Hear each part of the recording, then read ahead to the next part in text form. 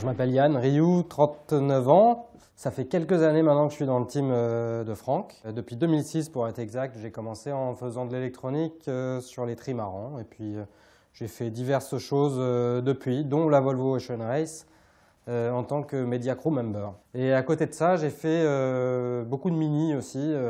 3 victoires d'affilée sur Mini Fastnet, c'était il y a quelques années déjà.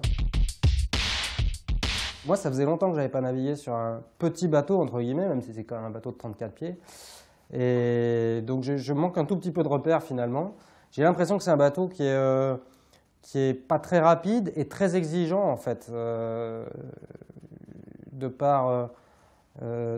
y a des bateaux qui sont faciles à faire marcher très très vite, et puis que finalement, il faut se battre pour les derniers petits pouillèmes. Non, là, j'ai l'impression que déjà, de base, il est difficile à faire marcher, donc c'est un bateau exigeant. Après un certain Franck Camas, je suis sans doute le plus léger à bord, donc il y a des chances pour que je sois très sollicité pour aller à l'intérieur et matosser. Donc tout ce que je n'ai pas fait pendant la Volvo, je vais pouvoir le faire pendant le Tour de France à la voile.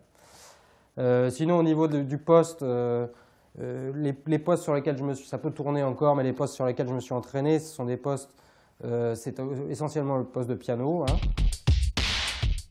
Alors, nous, on fait les choses à l'envers. Hein. On a fait la Volvo pour se préparer pour le Tour de France à la voile, finalement. Mais je pense qu'il y a beaucoup de similitudes entre la Volvo et le Tour de France à la voile.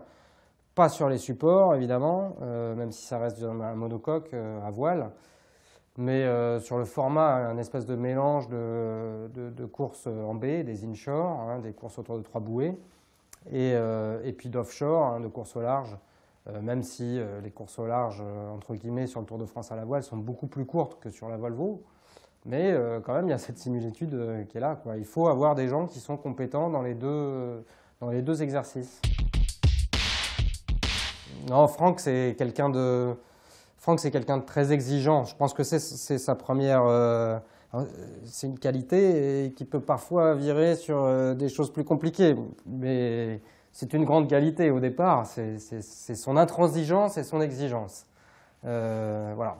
Et ça, en dehors de ça, sur le plan humain, c'est quelqu'un avec qui, personnellement, je m'entends très bien. Et la plupart de l'équipage également, de ce que je sais en tout cas.